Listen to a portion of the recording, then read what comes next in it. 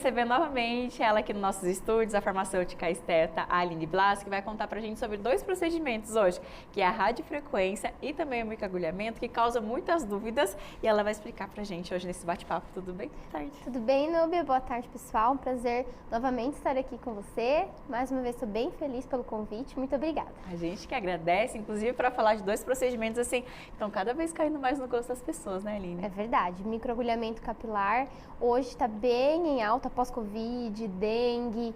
Então, são procedimentos que cresceram muito no mercado estético.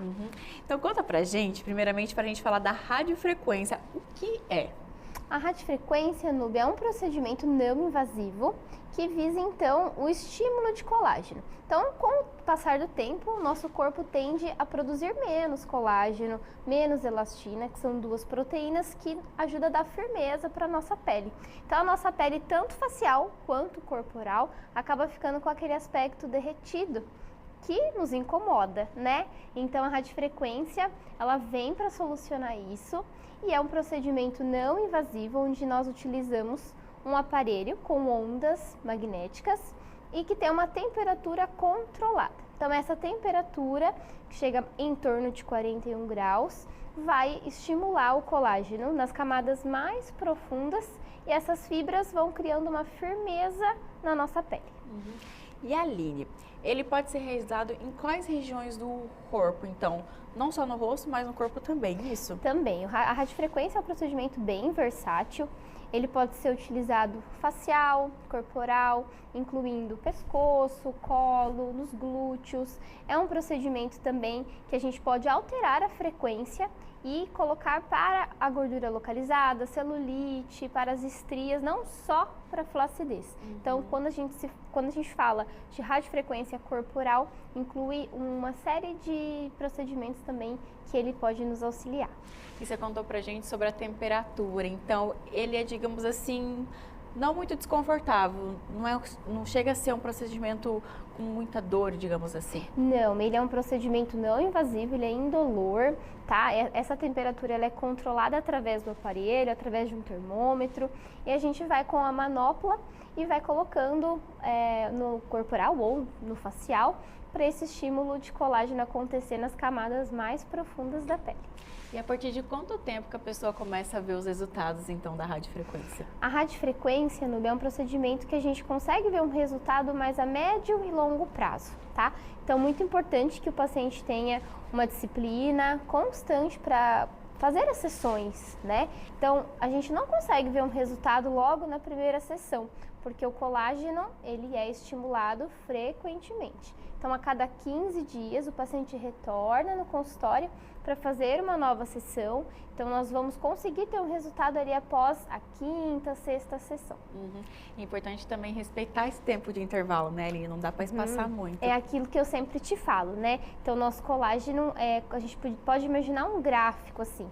Então, o nosso colágeno ele está subindo e aí quando chega no 15º dia, a gente precisa estimular novamente para não deixar essa curva de colágeno crescer e estar sempre estimulado nas camadas mais profundas para que ele consiga dar firmeza e elasticidade na pele. E existe alguma contraindicação desse procedimento ou ele é mais tranquilo? É um procedimento bem tranquilo, a gente só preza novamente por gestantes não fazer, as lactantes também não, e pessoas que têm marca-passo também não tem indicação para fazer radiofrequência.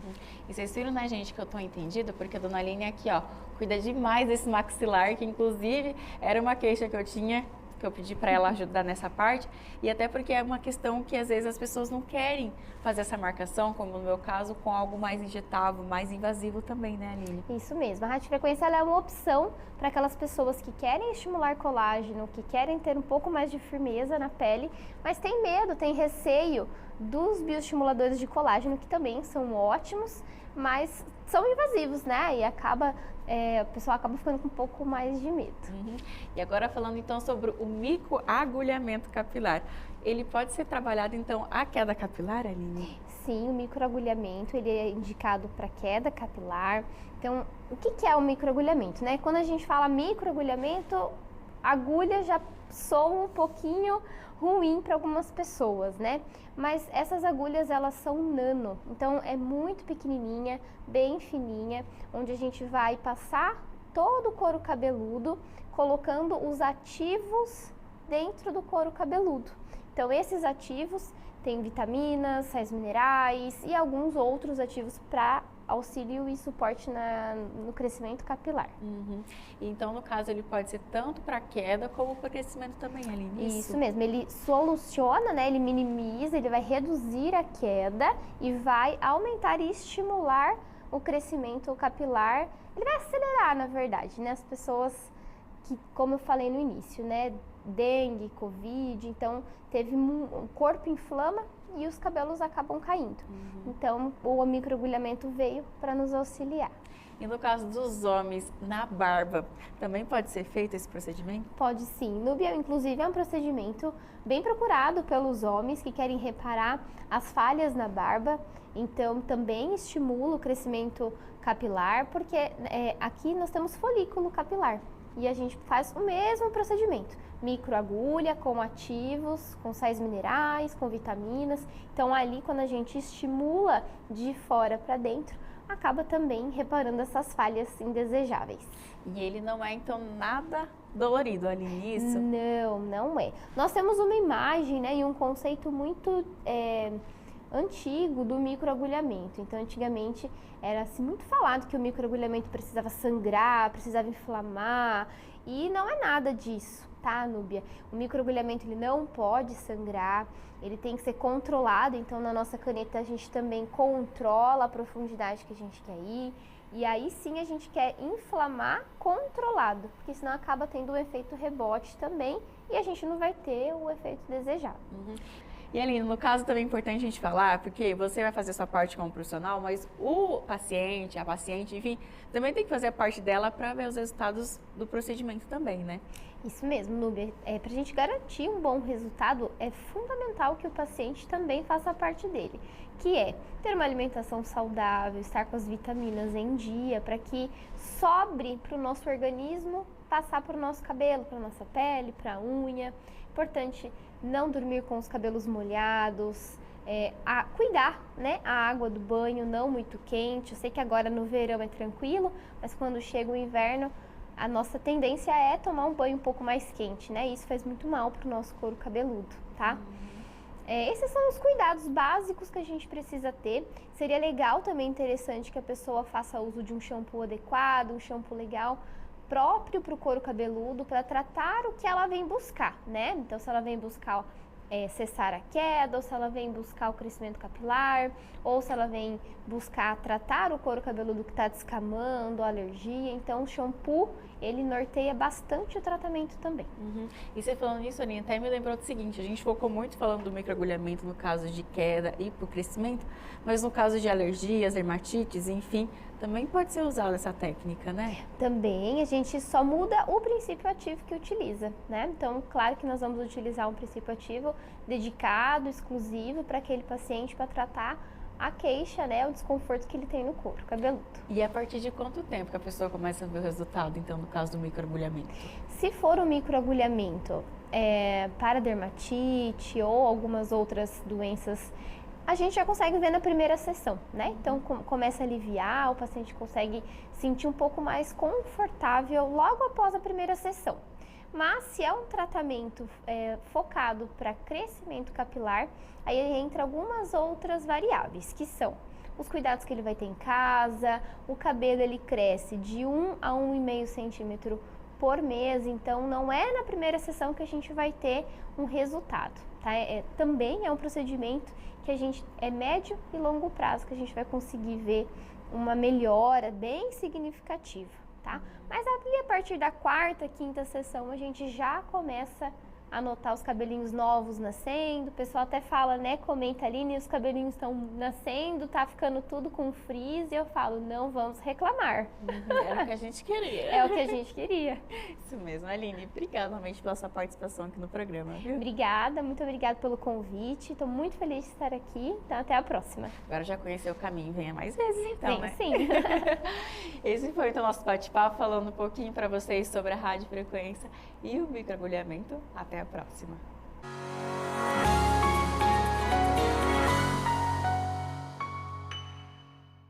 Valeu, Aline, muito obrigado, né, por essas explicações aí, para entendermos, né, como funciona aí a radiofrequência e também suas indicações e o microagulhamento, né, usado aí para tratamento capilar. Gratidão. Recebendo novamente ela aqui nos nossos estúdios, a farmacêutica esteta Aline Blas, que vai contar pra gente sobre 2 procedimentos hoje, que é a radiofrequência e também o microagulhamento, que causa muitas dúvidas, e ela vai explicar pra gente hoje nesse bate-papo. Tudo bem? Boa tarde. Tudo bem, Núbia? Boa tarde, pessoal. Um prazer novamente estar aqui com você. Mais uma vez, estou bem feliz pelo convite. Muito obrigada. A gente que agradece, inclusive, para falar de 2 procedimentos assim, estão cada vez caindo mais no gosto das pessoas, né, Aline? É verdade. Microagulhamento capilar hoje está bem em alta pós-Covid, dengue. Então, são procedimentos que cresceram muito no mercado estético. Então, conta pra gente, primeiramente, para a gente falar da radiofrequência. O que é? A radiofrequência, Núbia, é um procedimento não invasivo que visa, então, o estímulo de colágeno. Então, com o passar do tempo, o nosso corpo tende a produzir menos colágeno, menos elastina, que são 2 proteínas que ajudam a dar firmeza para a nossa pele. Então, a nossa pele, tanto facial quanto corporal, acaba ficando com aquele aspecto derretido, que nos incomoda, né? Então, a radiofrequência, ela vem para solucionar isso, e é um procedimento não invasivo, onde nós utilizamos um aparelho com ondas magnéticas e que tem uma temperatura controlada. Então, essa temperatura, que chega em torno de 41 graus, vai estimular o colágeno nas camadas mais profundas, e essas fibras vão criando uma firmeza na nossa pele. E Aline, ele pode ser realizado em quais regiões do corpo, então? Não só no rosto, mas no corpo também, isso? Também. A radiofrequência é um procedimento bem versátil. Ele pode ser utilizado facial, corporal, incluindo pescoço, colo, nos glúteos. É um procedimento também que a gente pode alterar a frequência e colocar para a gordura localizada, celulite, para as estrias, não só para flacidez. Então, quando a gente fala de radiofrequência corporal, inclui uma série de procedimentos também que ele pode nos auxiliar. E você contou pra gente sobre a temperatura, então ele é, digamos assim, não muito desconfortável, não chega a ser um procedimento com muita dor, digamos assim. Não, ele é um procedimento não invasivo, ele é indolor, tá? Essa temperatura ela é controlada através do aparelho, através de um termômetro, e a gente vai com a manopla e vai colocando no corporal ou no facial para esse estímulo de colágeno acontecer nas camadas mais profundas da pele. E a partir de quanto tempo que a pessoa começa a ver os resultados, então, da radiofrequência? A radiofrequência, Núbia, é um procedimento que a gente consegue ver um resultado mais a médio e longo prazo, tá? Então, muito importante que o paciente tenha uma disciplina constante para fazer as sessões, né? Então, a gente não consegue ver um resultado logo na primeira sessão, porque o colágeno, ele é estimulado frequentemente. Então, a cada 15 dias, o paciente retorna no consultório para fazer uma nova sessão. Então, nós vamos conseguir ter um resultado ali após a 5ª, 6ª sessão. É importante também respeitar esse tempo de intervalo, né, Aline? Não dá para espaçar muito. É aquilo que eu sempre te falo, né? Então, o nosso colágeno, a gente pode imaginar um gráfico assim. Então, o nosso colágeno, ele está subindo, e aí quando chega no 15º dia, a gente precisa estimular novamente para não deixar essa curva de colágeno crescer e estar sempre estimulado nas camadas mais profundas para que ele consiga dar firmeza e elasticidade na pele. E existe alguma contraindicação desse procedimento ou ele é mais tranquilo? É um procedimento bem tranquilo. A gente só preza novamente por gestantes não fazer, as lactantes também não. E pessoas que têm marca-passo também não têm indicação para fazer radiofrequência.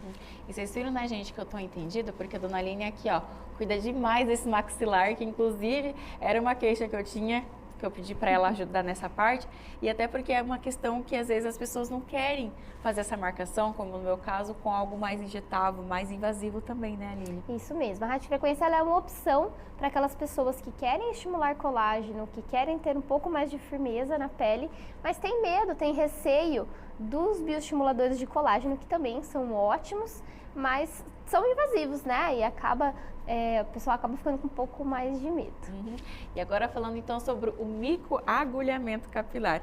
Ele pode ser trabalhado então a queda capilar, Aline? Sim, o microagulhamento ele é indicado para queda capilar.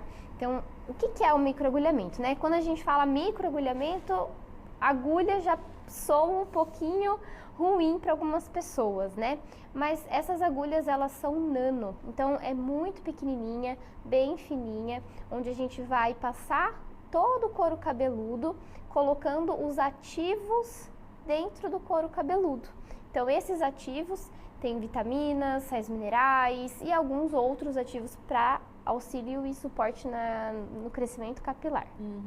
Então, no caso, ele pode ser tanto para queda como para crescimento também, Aline? Isso mesmo, ele soluciona, né? Ele minimiza, ele vai reduzir a queda e vai aumentar e estimular o crescimento capilar. Ele vai acelerar, na verdade, né? As pessoas que, como eu falei no início, né? Dengue, Covid, então o corpo inflama e os cabelos acabam caindo. Então, o microagulhamento veio para nos auxiliar. E no caso dos homens, na barba, também pode ser feito esse procedimento? Pode sim. Núbia, inclusive, é um procedimento bem procurado pelos homens que querem reparar as falhas na barba. Então, também estimula o crescimento capilar, porque aqui nós temos folículo capilar. E a gente faz o mesmo procedimento, microagulha com ativos, com sais minerais, com vitaminas. Então ali quando a gente estimula de fora para dentro, acaba também reparando essas falhas indesejáveis. E ele não é então nada dolorido ali nisso? Não é. Nós temos uma imagem, né, e um conceito muito antigo do microagulhamento. Então, antigamente era assim, muito falado que o microagulhamento precisava sangrar, precisava inflamar, e não é nada disso, tá, Núbia? O microagulhamento ele não pode sangrar, ele tem que ser controlado. Então, na nossa caneta a gente também controla a profundidade que a gente quer ir, e aí sim a gente quer inflamar controlado, porque senão acaba tendo um efeito rebote também e a gente não vai ter o efeito desejado. E Aline, no caso também é importante a gente falar, porque você vai fazer sua parte como profissional, mas o paciente, a paciente, enfim, também tem que fazer a parte dela para ver os resultados do procedimento também, né? Isso mesmo, Núbia. Para a gente garantir um bom resultado, é fundamental que o paciente também faça a parte dele, que é ter uma alimentação saudável, estar com as vitaminas em dia, para que sobre para o nosso organismo passar para o nosso cabelo, para a nossa pele, para a unha. Importante não dormir com os cabelos molhados, cuidar, né, a água do banho não muito quente. Eu sei que agora no verão é tranquilo, mas quando chega o inverno, a nossa tendência é tomar um banho um pouco mais quente, né? Isso faz muito mal para o nosso couro cabeludo, tá? Esses são os cuidados básicos que a gente precisa ter. Seria legal também, interessante, que a pessoa faça uso de um shampoo adequado, um shampoo legal, próprio para o couro cabeludo, para tratar o que ela vem buscar, né? Então, se ela vem buscar cessar a queda, ou se ela vem buscar o crescimento capilar, ou se ela vem buscar tratar o couro cabeludo que está descamando, alergia. Então, o shampoo, ele norteia bastante o tratamento também. E você falando nisso, Aline, até me lembrou do seguinte, a gente focou muito falando do microagulhamento no caso de queda e para o crescimento, mas no caso de alergias, dermatites, enfim, também pode ser usada essa técnica, né? Também, a gente só muda o princípio ativo que utiliza, né? Então, claro que nós vamos utilizar um princípio ativo dedicado, exclusivo para aquele paciente, para tratar a queixa, né, o desconforto que ele tem no couro cabeludo. E a partir de quanto tempo que a pessoa começa a ver o resultado, então, no caso do microagulhamento? Se for um microagulhamento para dermatite ou algumas outras doenças, a gente já consegue ver na primeira sessão, né? Então, começa a aliviar, o paciente consegue sentir um pouco mais confortável logo após a primeira sessão. Mas se é um tratamento focado para crescimento capilar, aí entra algumas outras variáveis, que são os cuidados que ele vai ter em casa. O cabelo ele cresce de 1 a 1,5 centímetro por mês, então não é na primeira sessão que a gente vai ter um resultado, tá? Também é um procedimento que a gente é médio e longo prazo, que a gente vai conseguir ver uma melhora bem significativa, tá? Mas ali a partir da quarta, quinta sessão a gente já começa a notar os cabelinhos novos nascendo, o pessoal até fala, né, comenta ali, os cabelinhos estão nascendo, tá ficando tudo com frizz, e eu falo, não vamos reclamar. Era o que a gente queria. É o que a gente queria. Isso mesmo, Aline. Obrigada novamente pela sua participação aqui no programa, viu? Obrigada, muito obrigada pelo convite, estou muito feliz de estar aqui, então até a próxima. Agora já conheceu o caminho, venha mais vezes então, Venho, né? sim. Esse foi então o nosso bate-papo, falando um pouquinho para vocês sobre a radiofrequência e o microagulhamento. Até a próxima.